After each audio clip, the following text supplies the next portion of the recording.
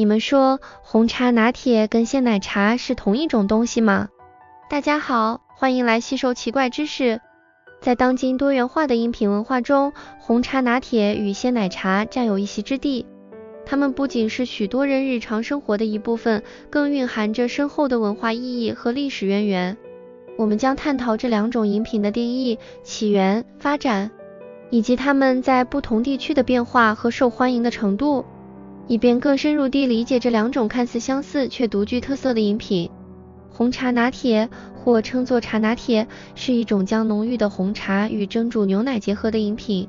这种饮品的特色在于其独特的层次感，浓郁的茶香与温润的奶泡相互交织，创造出既丰富又平衡的口感。红茶拿铁的起源并不像咖啡拿铁那样历史悠久，它更多是近代对传统茶文化的一种创新和变革。虽然它的确切起源尚无法准确追溯，但普遍认为它是随着全球化和文化交流的进程，在20世纪末至21世纪初期间逐渐流行起来的。那鲜奶茶，又称为奶茶，是一种将红茶与牛奶，有时也用奶精或植物奶混合的饮品。它的起源可以追溯到英国的殖民时期，当时的印度茶工为了改善廉价红茶的口感，开始加入牛奶和糖。随后，这一习惯传入英国，并逐渐发展成今日我们所熟知的奶茶。在不同的地区，鲜奶茶的制作方法和风味都有所差异，但基本的组成部分红茶和牛奶始终不变。红茶拿铁和鲜奶茶不仅仅是饮品，它们也是文化的载体。在不同的地区，这两种饮品的制作方法、饮用场合，甚至象征意义都有所不同。在东亚地区，例如台湾和香港，鲜奶茶已成为日常生活中不可或缺的一部分。台湾的鲜奶茶强调茶香与奶味的平衡，而香港的丝袜奶茶则以其独特的炉茶方式和丝滑口感闻名。相较之下，红茶拿铁则在西方国家更受欢迎，特别是在咖啡文化盛行的地区，红茶拿铁成为了一种时尚的选择。这些饮品的流行也反映了地区文化的特点和人们生活方式的变迁。从某种程度上来说，红茶拿铁和鲜奶茶不仅是单纯的饮品，它们也是文化交流和全球化趋势的见证者。在探索红茶拿铁与鲜奶茶的世界时，我们首先要了解这两种饮品在成分与制作方法上的细微差异。虽然它们都是以红茶为基础，但各自的特色和风味却是独一无二的。红茶拿铁的魅力在于它的丰富层次和细腻口感。这种饮品通常选用浓郁的红茶，如阿萨姆或洋蓝红茶。这些茶种以其强烈的香气和深色的汤色闻名。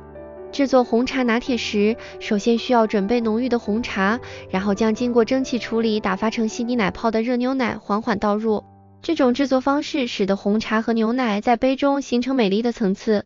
同时保留了茶的浓郁与奶泡的轻盈，创造出一种既丰富又平衡的口感体验。相比之下，鲜奶茶则注重于茶与牛奶的完美融合。在制作鲜奶茶时，红茶的选择更加多样化，从传统的英式早餐茶到地方特色的红茶品种都可能出现在其中。这种饮品的关键在于茶的浓度和香气，需要足够强烈以平衡牛奶的浓郁味道。鲜奶茶的制作过程相对简单，先将茶叶煮沸以获得浓郁的茶汤，然后将其与牛奶按比例混合，最后加入糖或其他甜味剂调整口味。这种制作方法使得茶的浓郁和牛奶的香滑在杯中和谐结合，形成一种滋味醇厚的饮品。所以说，红茶拿铁与鲜奶茶虽然同样以红茶和牛奶为主要成分，但它们各自独特的制作工艺和成分搭配，赋予了这两种饮品截然不同的风味和口感。从红茶拿铁的层次丰富到鲜奶茶的滑顺融合，每一种饮品都是对茶文化的一种独特诠释和创新。当我们深入探讨红茶拿铁与鲜奶茶时，不可忽视的是这两种饮品在口感和风味上的细腻差异。这些差异不仅来自于制作方法和成分的不同，还反映在每一口所带来的独特体验上。红茶拿铁的口感通常较为复杂，这主要归功于其特有的层次感。在一杯标准的红茶拿铁中，首先感受到的是顶部轻盈、细腻的奶泡，随后是混合了茶香与奶香的中间层，最后则是底部浓郁的茶汤。这种层次丰富的结构使得红茶拿铁的每一口都有新的发现，从奶泡的细腻到茶的深邃，形成了一种动态的口感体验。而鲜奶茶的口感更为均匀和融合，这里的重点在于茶与牛奶的和谐结合，创造出一种滑顺、均衡的口感。在一杯好的鲜奶茶中，茶的浓郁与牛奶的醇厚应该是相互支持、相辅相成的，结果是一种温和、均衡且带有淡淡甜味的饮品，适合慢慢品尝。为了更加深入地理解这两种饮品的口感与风味差异，可以进行一项盲测实验。在这个实验中，参与者在不知道所喝饮品的情况下品尝红茶拿铁和鲜奶茶，并记录他们对于每种饮品的感受。这种方法可以帮助我们收集客观的数据，了解不同人群对这两种饮品的口感和风味的偏好。透过这些数据，我们不仅能够更好地了解红茶拿铁与鲜奶茶在感官上的差异，还能揭示不同文化背景和个人习惯对饮品偏好的影响。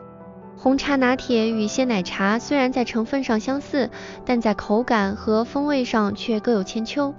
从红茶拿铁的层次丰富到鲜奶茶的滑顺均衡，这些差异不仅丰富了我们的味蕾体验，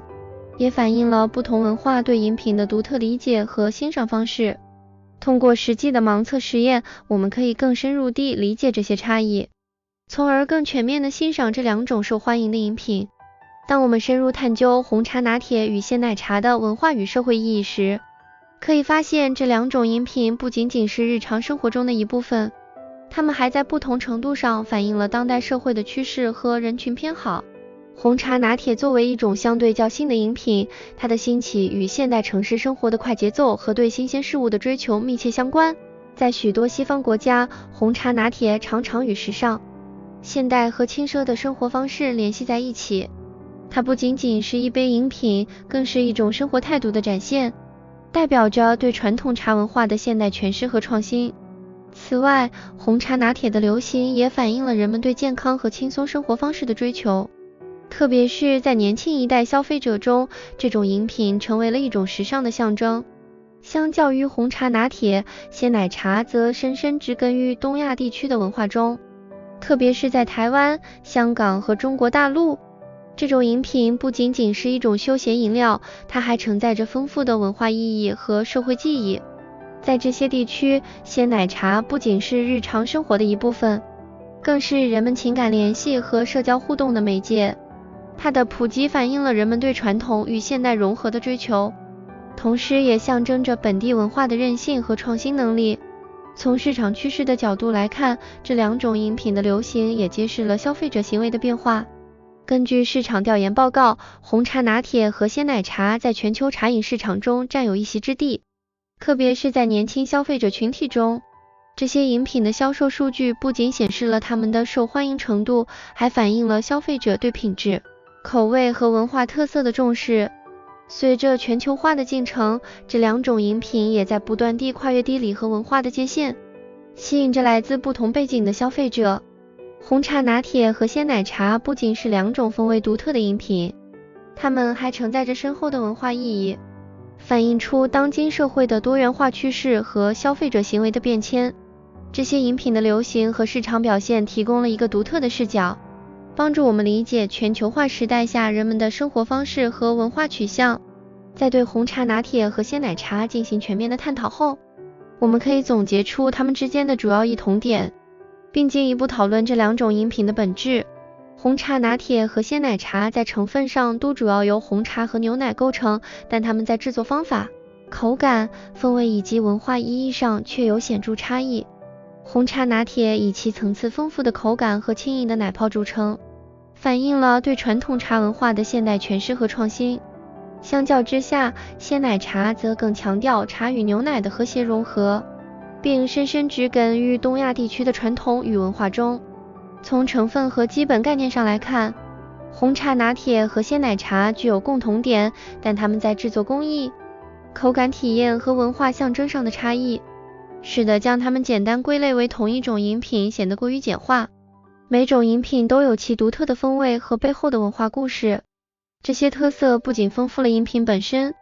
也丰富了我们对这些饮品的理解和欣赏。总之，红茶拿铁和鲜奶茶不仅是简单的饮品，它们是文化和生活方式的反应。现在就赶紧开启外送平台来下单一杯红茶拿铁或鲜奶茶吧。你也能将今天喝的奶茶名称分享在留言区哦。感谢各位的观看，我们下次再见。